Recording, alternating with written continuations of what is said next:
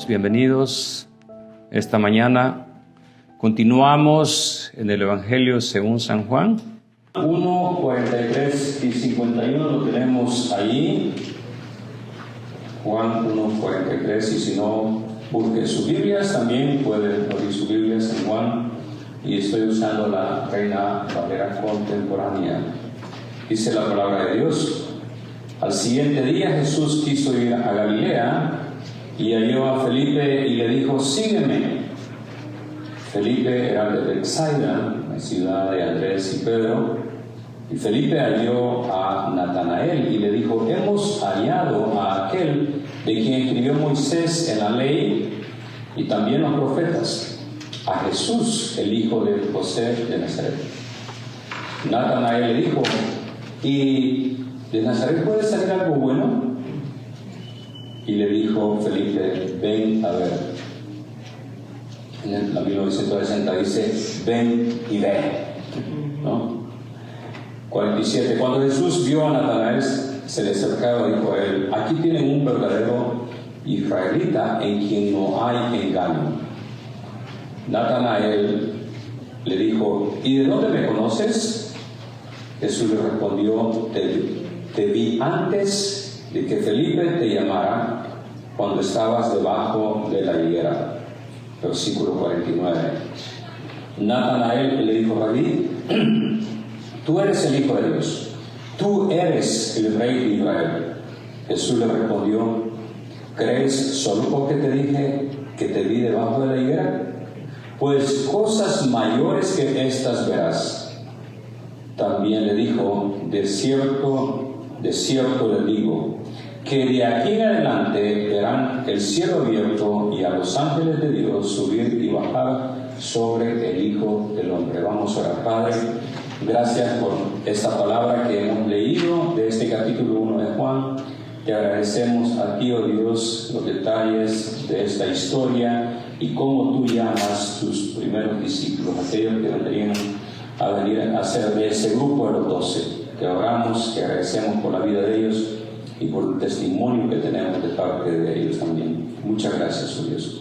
Pedimos tu bendición nuevamente por las peticiones que hemos estado orando esta mañana aquí, en comunión con la iglesia, Señor. Pedimos tu bendición por aquellos que están viajando.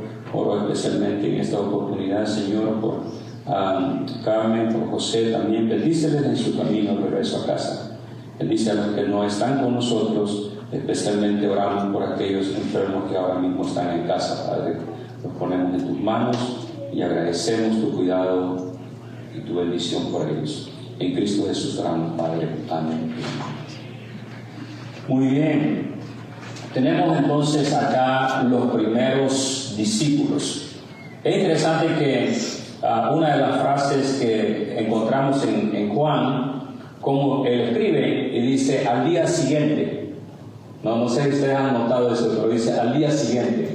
Es como que estaba escribiendo una historia, ¿no? Como un diario, y dice: al día siguiente pasó esto y esto, ¿no? Y nos está narrando a nosotros cómo vinieron los primeros. Yo sé que no leímos desde el 35, el versículo 35 hasta el 42, pero en este contexto también él comienza a llamar, y los primeros que Jesús llama, que encontramos allí cuando nos dice el 41, dice: este halló primero a Simón, su hermano, y le dijo: hemos hallado al Mesías, que traducido significa el Cristo. Entonces lo llevó a Jesús, dice, quien al verlo le dijo: tú eres Simón, hijo de Jonás, tú serás llamado Cefas, que quiere decir Pedro.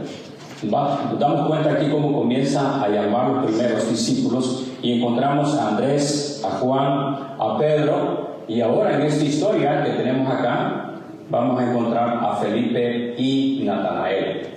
Para muchos en español se dicen también Nathaniel o Natanael, ¿no? Cualquiera de los dos nombres pueden usar.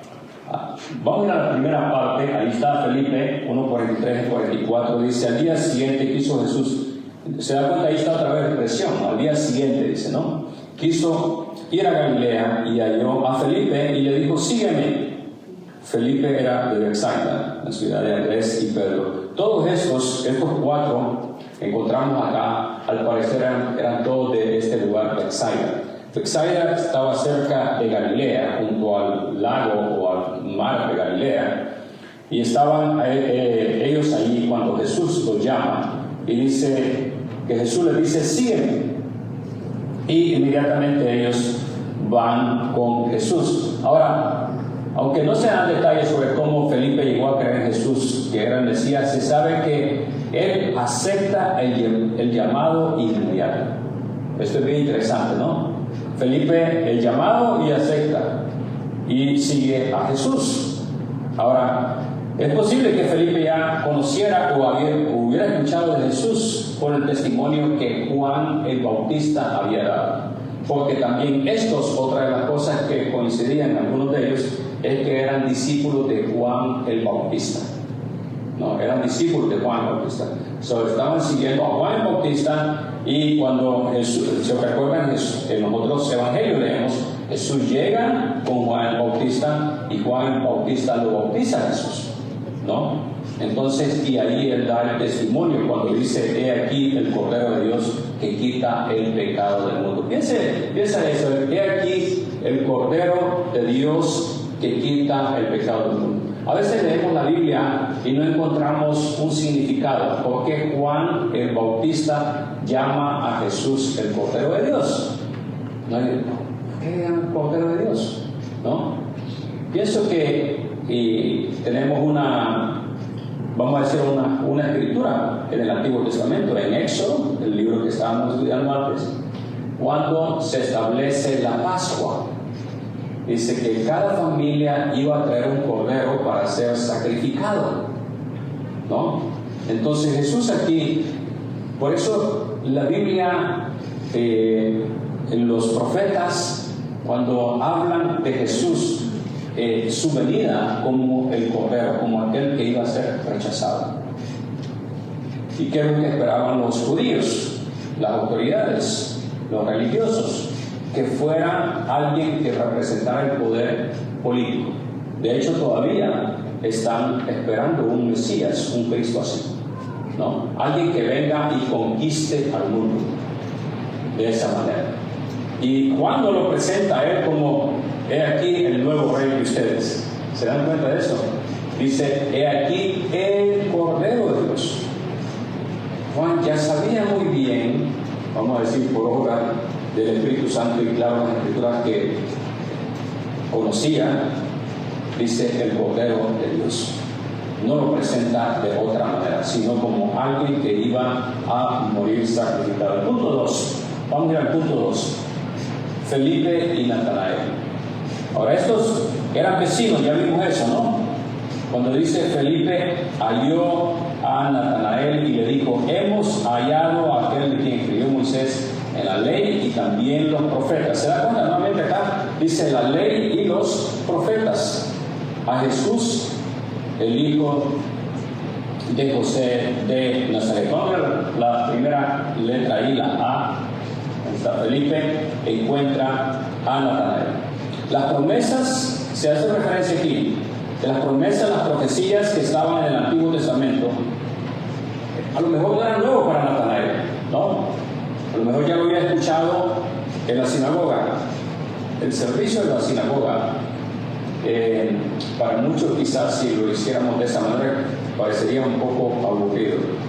Porque lo que se hacía en la sinagoga generalmente era leer el libro, leer una profecía, y muchas veces ni la explicaban, simplemente leían el texto.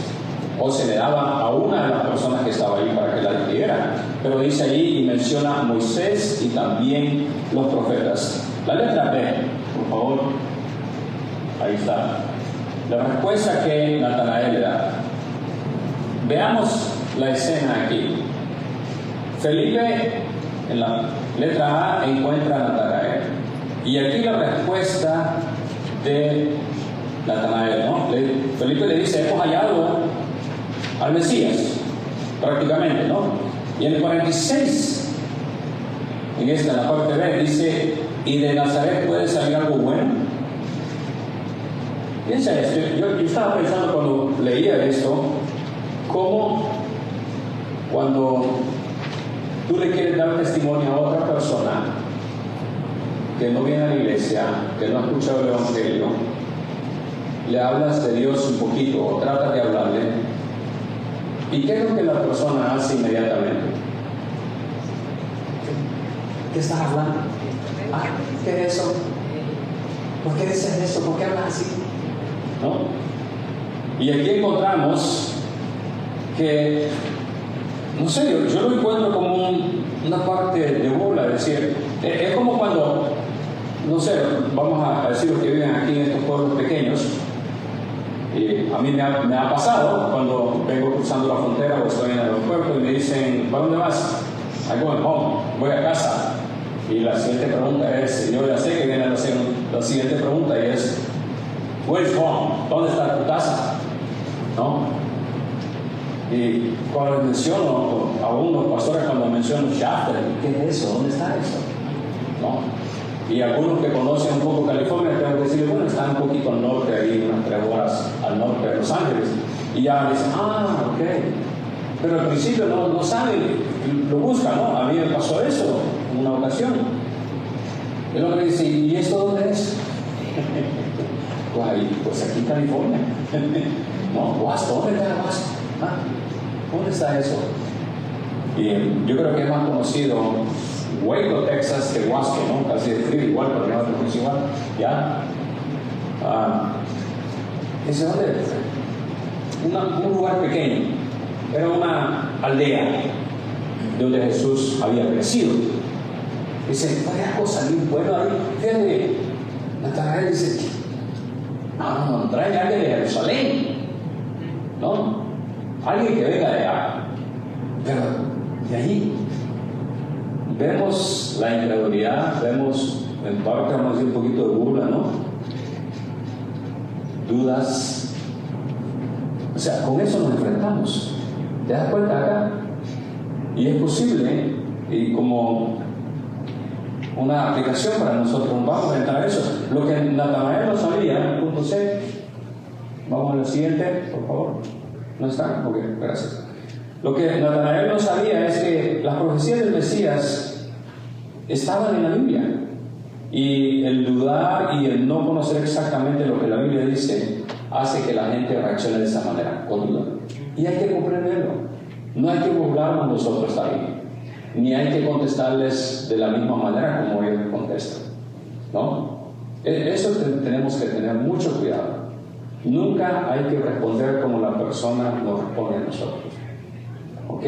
Porque de nosotros se espera algo diferente, ¿ok? O sea, si una persona cuando usted lo invita a la iglesia o le habla de Dios, le dice una mala palabra o algo, no le salga usted con otras 3 peores.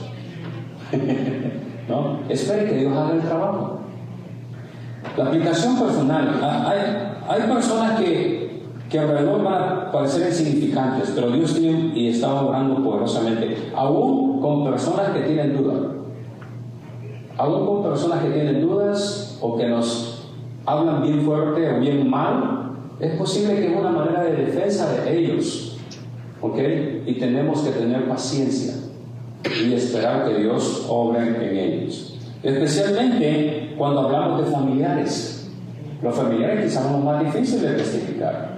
¿Por qué? Porque los conocen, ¿sí o no? Conocen nuestras debilidades, conocen nuestros pecados, conocen nuestras faltas. ¿Ya? Entonces es bien difícil porque lo primero que los familiares esperan es, no sé, como que tienen un concepto así de perfección, que si nosotros ya estamos en la iglesia, es que ya somos santos completamente, ya solo nos falta el vestido blanco, ¿no? Y andar con una rola aquí y completamente no decir nada, ni movernos. Pero no es eso el concepto que ellos tienen. El mecanismo de defensa que ellos tienen es dudar, ofendernos, y tenemos que estar listos para eso. Lo encontramos aquí en la Biblia. Un buen ejemplo. Entonces debemos de tener paciencia con ellos. Vamos al punto 3. Jesús y nuevamente Natanael. La letra A, Jesús describe a Natanael, versículo 47. Cuando Jesús vio a Natanael, dice que se le acercaba, dijo de él: Aquí tienen a un verdadero israelita en quien no hay engaño. ¿Te das cuenta cómo Jesús le habla entonces? ¿Qué había dicho Natanael antes? ¿Qué había dicho? ¿Puede saber algo bueno allá? O sea, Natanael no creyó inmediatamente. No fue como Andrés, Felipe o Juan, que siguieron a Jesús. Él era el más incrédulo. ¿Y qué dice Jesús? Aquí hay un verdadero israelita. Lo describe, vamos a decir, saca lo mejor de él. ¿Ya? Entonces, cuando una persona venga a nosotros con dudas, no tenemos, nuevamente, te das cuenta, el ejemplo aquí lo tenemos con Jesús. No le recrimina y le dice, ¿por qué eres incrédulo, Natanael? A ver, ven para acá, explícame, ¿cómo está eso? No, le habla bien y habla bien de él. Letra B. Vamos a ver ahí lo que sucede, la conmoción y la respuesta de Natanael. Y Natanael le dice a Jesús, ¿de dónde me conoces? ¿Cómo es eso? ¿Que me estás describiendo a mí? No. Jesús le dice, te vi antes de que Felipe te llamara, cuando estabas debajo de la higuera. Jesús le dice algo, vamos a decir acá, íntimo, que solamente él sabía. Algunos escritores dicen que Natanael estaba orando debajo de la higuera, que era una costumbre de algunos, basados en Miqueas. No voy a tener el texto en este momento, pero hay una cita bíblica en Miqueas que habla de eso, y dicen, a lo mejor estaba orando igual que Miqueas, ¿no? Y por eso se sorprende cómo el Espíritu Santo trabaja. Por eso digo, muchas veces tenemos que tener paciencia con las personas que nos rechazan, porque a lo mejor Dios está trabajando con ellos y nosotros no tenemos ni idea de que eso está sucediendo. Natanael, vemos entonces la respuesta de él en el versículo 49, dice, Rabí, tú eres el Hijo de Dios, tú eres el Rey de Israel. Aquí nos damos cuenta que hace un flip completamente, da la vuelta, ¿no? De un incrédulo a qué? A confesar. ¿Se dan cuenta de eso? ¿Cómo Dios hace el milagro así? Jesús, cuando dice, tú eres el Hijo de Dios, tú eres o sea, comienza a hacer una confesión pública acerca del Mesías. Y esto no era fácil, ¿no? No era fácil. Esto es producido por el Espíritu Santo. Nos damos cuenta cómo Jesús se revela a cada uno de una manera personal y significativa, ¿no? Ahora, aunque otros no comprendan nuestras experiencias, aunque otras personas no comprendan lo que hay en nuestro corazón, Dios lo conoce. Dios lo conoce. Y Él habla directamente a nuestro corazón. Y va a hablar directamente al corazón de aquella persona que está dudando. ¿Por qué digo que tenemos que tener paciencia? Yo recuerdo cuando yo testifiqué a mi padre, mi papá terrenal, y fueron, no sé, creo que unos 5 o 7 años. 5 o 7 años. Que le hablaba, le decía, le invitaba, hasta que finalmente un día aceptó ir conmigo a acompañarme a la iglesia. Pero yo no me cansé. Y ese es el punto. Ahora, no pasé como me pasó a mí personalmente, cuando Dios estaba hablando en mi vida, yo escuchaba la radio, yo no iba a la iglesia, pero yo escuchaba la radio cristiana, escuchaba mensajes, y yo sentía que Dios estaba hablando en mi vida, ¿no? Yo tenía un gran deseo de ir a la iglesia, pero tenía miedo de ir a la iglesia, yo solo. De hecho, yo caminé enfrente de una iglesia 3 veces y nunca entré, porque cuando iba a entrar, como que alguien me empujaba. No, yo decía, el diablo me empujaba, no entra a la iglesia. Pero tenía un vecino que iba a esa misma iglesia. Y yo me sentaba en las tardes con mi vecino. Y él, en vez de invitarme a la iglesia, me hablaba de fútbol. Y yo siempre le preguntaba, ¿cómo está la iglesia? Y él siempre me cortaba la conversación. No, está bien. ¿Sabes que ganó este y este? Y yo lo que menos quería saber era fútbol. Yo quería que me hablara de Dios. Nunca me habló de Dios. Así que Dios no usó a la persona porque rehusó ser usada. Y no era una persona perfecta. Yo sabía que tenía defectos, pero yo quería que me invitara. Y a lo mejor tú dices, es que no invito a nadie porque tengo muchos defectos. Yo no soy fiel, yo no soy esto. No importa. Dios te puede usar. ¿No? Aquí vemos a estos. Estos no habían sido bautizados, podemos decir. No habían tenido el curso de membresía, no habían tenido nada. Pero van y llaman a los demás. Hey, ven, encontramos al Mesías. Punto número 4. La autorrevelación de Jesús. Jesús aquí se revela a ellos y les dice: ¿crees que solo porque te dije que te vi debajo de la higuera, pues cosas mayores que estas verás? ¿No? Jesús viene y le dice: ¿sabes qué? Vas a ver cosas mayores que estas. Dios va a hacer cosas contigo y vas a ver cosas mayores que todo lo que has visto en este momento, lo que has escuchado, ¿no? Ahora, si cuando Jesús llama a Natanael, le dice: de cierto te digo que de aquí en adelante verán el cielo abierto y a los ángeles de Dios subir y bajar sobre el Hijo del Hombre.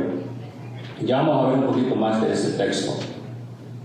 Aquí Natanael y Jesús hace un juego de palabras. Creo que lo tienen en sus ojos ustedes. Cuando ve a Natanael, dice: he aquí un israelita, un verdadero israelita, ¿no? Y está comparando y está haciendo juego de palabras cuando está mencionando Israel y Jacob. Creo que todos hemos escuchado de Jacob y la historia de Jacob. Jacob, el nombre de él significa engañador. Por eso hay que ponerle el nombre a un hijo, hay que buscar el significado, ¿no? Yo conozco personas que le han puesto a sus hijos Jacob, ¿no? Y digo, not trustworthy. El engañador, ¿ya? ¿Cómo es posible? ¿Ya? Israel, el significado es el que lucha con Dios. ¿Estaba ahí en la pantalla, sí? ¿O was not there? ¿No? Ok, gracias. Vamos a ver ahí lo que sucede aquí en el sueño de Jacob. ¿Tenemos el siguiente texto? ¿O ahí estaba? Gracias. Vamos al siguiente. Génesis 27:36. Dice: Esaú respondió: bien llamaron su nombre Jacob, pues ya me ha suplantado 2 veces. Y Esaú se comienza a quejar de su hermano y dice: este me ha engañado 2 veces ya. Por eso es el nombre de él, ¿no? Jacob, el engañador. Pero después Dios cambia su nombre. Génesis 28:12.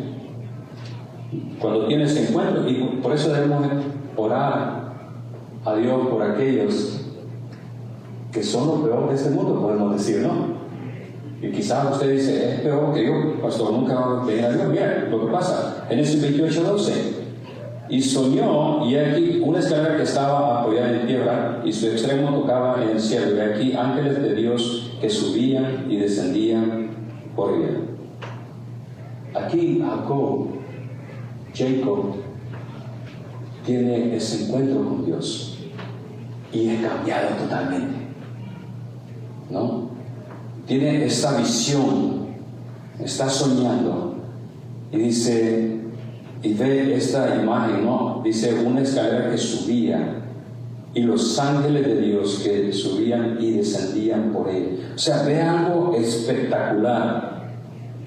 Tiene una visión ahí y eso cambia su vida.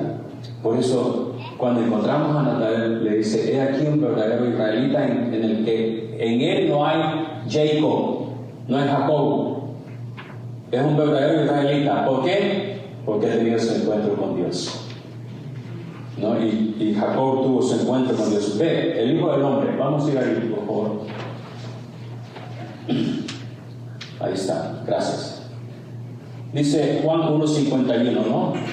Cuando Jesús le dice: de cierto les digo que de aquí en adelante verán el cielo abierto y a los ángeles de Dios subir y bajar sobre el Hijo del Hombre. Ahora, esta expresión, el Hijo del Hombre, ¿ok? ¿Puede ir al siguiente, por favor, Steven? En el punto B estamos ahí. Ok, gracias. Esta expresión que ustedes ven ahí, el Hijo del Hombre, muchos piensan que se refiere a Jesús como humano. Dicen porque menciona el Hijo del Hombre, ¿no? Porque dicen, oh, es Jesús como humano.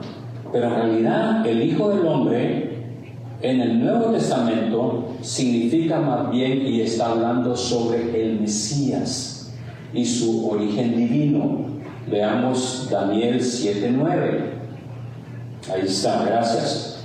Estuve mirando hasta que fueron puestos tronos, y esta es una visión de Daniel. Y se sentó un anciano de días. Se da cuenta que la palabra anciano ahí aparece como mayúscula. No está hablando de un anciano, olderman.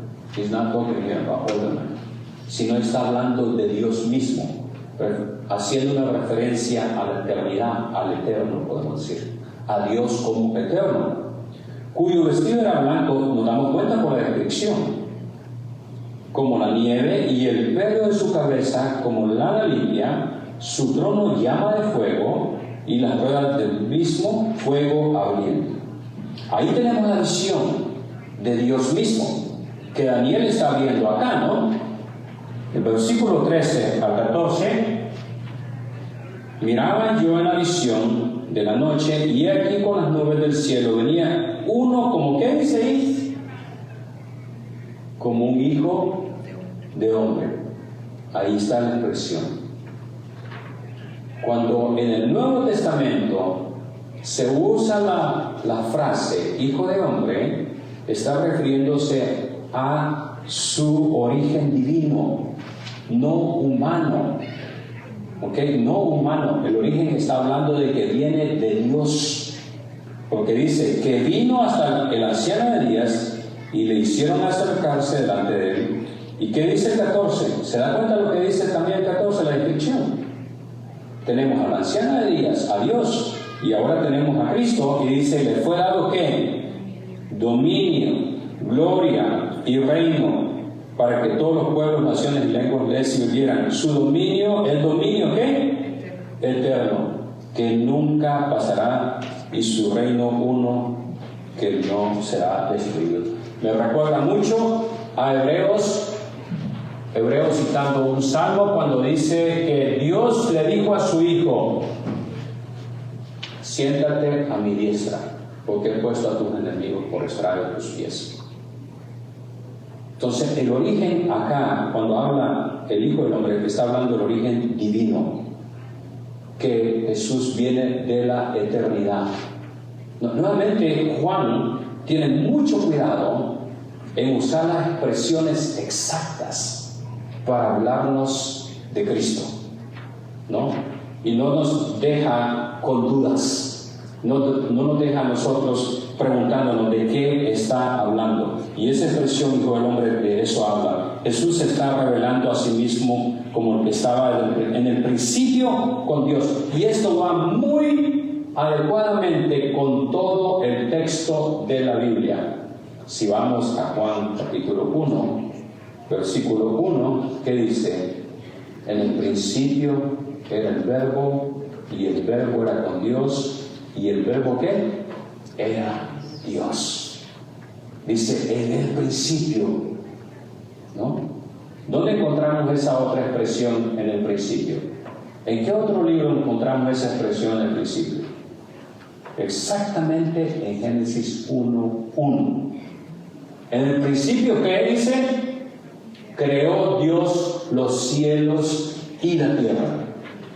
Y esa palabra que está ahí cuando dice Dios, la palabra que se usa Dios en el hebreo es en plural. O sea, está hablando más de una persona. Por eso después, en Génesis capítulo 1 y más adelante, usa la expresión en plural cuando dice, hagamos al hombre ¿cómo? A nuestra semejanza. Y cuando la Biblia menciona, dice, y Dios hizo el hombre conforme a su imagen.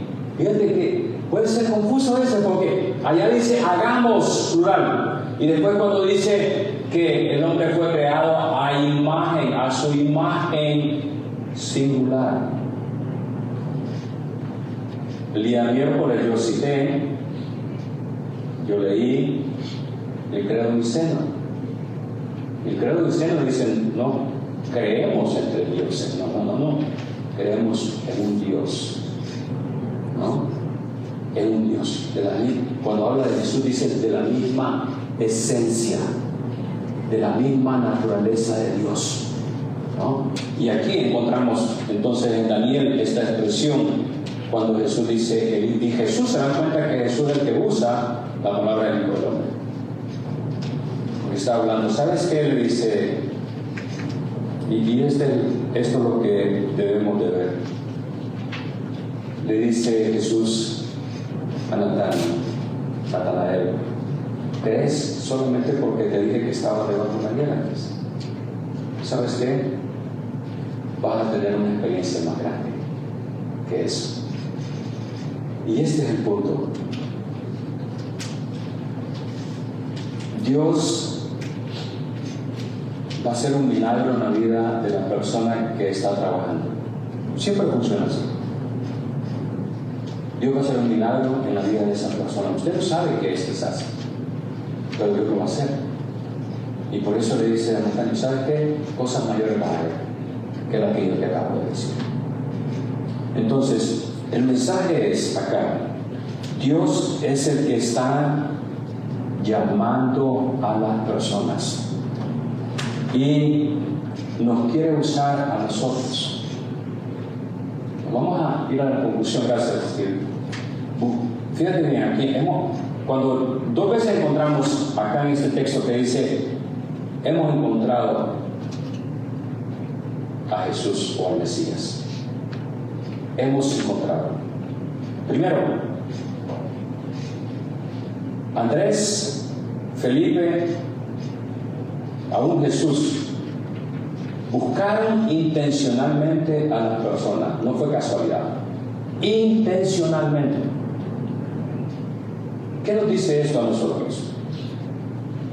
Que no tengan, y yo sé que es difícil compartir de Dios. Fíjate que el diablo creo yo que pone ese miedo a nosotros. Yo lo veo así. Porque nos gusta compartir de todo. O sea, nos gusta hablar de todo. Pero cuando vamos a hablar de Dios, como que nos da miedo. Y nos prohibimos, nos hacemos para atrás. Y no queremos hablar. Pero todos tenemos algo de qué hablar con nuestros amigos, nuestros vecinos, nuestros familiares. Pero el tema de Dios no lo queremos tocar, porque nos da temor. Y aquí vemos que Andrés y Felipe intencionalmente llaman a otros. Y debe ser, nuestra conversación con otras personas debe ser intencional. Entonces, ¿qué debemos de hacer? Yo he dado este consejo. Antes de ir al trabajo, ore. O a la escuela, donde sea, ora primero, para que Dios pueda usarte de vida. Y cuando una persona venga con un problema, que te cuente su problema, ¿no? Puedas dar palabras de ánimo. Pero lo que sucede muchas veces es que si una persona viene con un problema, ¿qué es lo que hacemos nosotros? Sí, yo también he tenido ese problema. Yo entiendo la naturaleza humana. No queremos compadecer. Pero no es mejor decirle, ¿sabes qué? Voy a orar por esa situación. Y cuando la persona tú le dices, voy a orar, se queda como, ¿qué te dice? ¿No? Sí, voy a orar a Dios. Voy a orar en mi iglesia por ti. Voy a orar en mi iglesia por esta situación. Hacerlo intencionalmente. Y no tener miedo. Dios, y te vas a dar cuenta, Dios va a abrir puertas y la persona va a comenzar a... Después va a ir a ti y decir, ¿Sabes qué? ¿Puedes orar por esta situación? ¿Puedes orar por esto otro? Ya, ellos van a mirar. El mensaje fue bien sencillo. Número 2, dijeron lo que sabían. Su testimonio era sencillo y directo. ¿Qué dijeron? Hemos encontrado al Mesías. Se acabó. No dijeron mucho. No dijeron mucho. Dijeron, ¿saben? Y cuando Natanael tenía dudas, ¿qué dijo? ¿Qué le dijeron? Ven y ven. Ven y mira. ¿Qué debemos de hacer nosotros? Decirle a la persona, bueno, ¿y por qué no me acompañas entonces? ¿No? Yo recuerdo un día que yo tuve que ser un familiar que todos los lunes se burlaba de mí, me decía, no todos los lunes, pero algunos lunes me decía, ¿y cómo estuvo el pastorcito en su iglesia? Hablando del pastor. Yo no era pastor en él, pero digo, ¿qué dijo? ¿Qué contó? ¿Qué historia les contó? Yo le digo, bueno, ¿por qué no viene en medio? Para que yo no tenga que contarte, porque a mí se me olvida la mayoría de cosas que él dijo. Pero si vienes, va a ser mucho más fácil. ¿Ya? Y finalmente vino por su familia. Su testimonio fue sencillo. No duró media hora. ¿Ya? Y ante la duda le dijo, ven y mira, compruébalo tú mismo. ¿Podemos decir eso? ¿Por qué no me acompañas, Señor? Y oramos juntos en la iglesia. Invitaron y llevaron a otros a Jesús. No con argumentos complicados, ¿no? Sino ven y ven. Una aplicación personal. ¿A quién podemos buscar intencionalmente esta semana para compartir el Evangelio de Cristo? Yo sé que esto nos da miedo.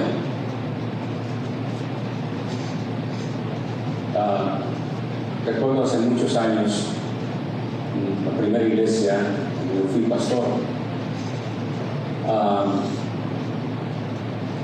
Teníamos un fenómeno, creo que éramos como 3 o 4 hombres nada más en toda la iglesia. La iglesia era un poco grande quizás para este número que tenemos acá, pero teníamos muy pocos hombres. Y no es que las mujeres estaban solteras, no estaban casadas, pero los hombres no venían. Un día le dije, ¿por qué no comenzamos a orar intencionalmente por los esposos de ustedes? Comenzamos a orar, una petición. Yo recuerdo un caso que no quisiera compartir detalles, pero uno de los hombres, uno de los matrimonios, era una situación difícil, porque era una situación legal complicada. Y jamás yo en mi vida pensé que ese hombre iba a ir a los pies de Dios. Y resultó que llegó a ser uno de los diáconos de nuestra iglesia. No quiero contar detalles, pero era muy complicada la situación. Y llegó a ser uno de nuestros diáconos. Por eso cuando me dicen, ven y ven. ¿Saben por qué? Porque Dios es el que se va a encargar de resolver la situación, no nosotros. Sí. Entonces, ¿por quién podemos comenzar a orar esta semana? Piensa eso. Ahí tienes tu hoja. A lo mejor puedes escribir mentalmente si no quieres escribirlo, pero puedes comenzar a orar. Dice, Señor, voy a comenzar a orar por esta persona que pueda venir a mí. ¿Y sabes qué? Dios es el que hace el milagro, no nosotros. Hay que tener paciencia y esperar que Dios haga el milagro. ¿Quieres venir y ver por ti mismo? Ven y mira, porque Dios puede hacer un milagro en tu vida. Padre, oramos, oh Dios, que tu Espíritu Santo sea el que nos habilite, nos dé las palabras, quizás pocas, sencillas, para invitar a aquellos que no te conocen, quizás aquellos que todavía son más reacios, más ofensivos, al saber que somos cristianos, que venimos a una iglesia, quizás ellos mismos, Señor, lo que necesitan, y sabemos eso, que necesitan un encuentro contigo para que puedan venir aquí. Que este desafío que tenemos esta mañana de poder tomar nombres y poner un nombre a esa lista de personas que necesitamos orar para que vengan aquí sea una realidad, Dios. Y pido que tu Espíritu Santo pueda trabajar en el corazón de los que estamos acá, para que no tengamos miedo e invitar a aquellos que no te conocen, Dios. Que tu Espíritu Santo nos dé las fuerzas, las palabras, la habilidad de testificar a otros de lo que tú estás haciendo en nuestras vidas. Padre, te agradecemos mucho, Dios. En Cristo Jesús oramos. Pedimos todo esto. Amén.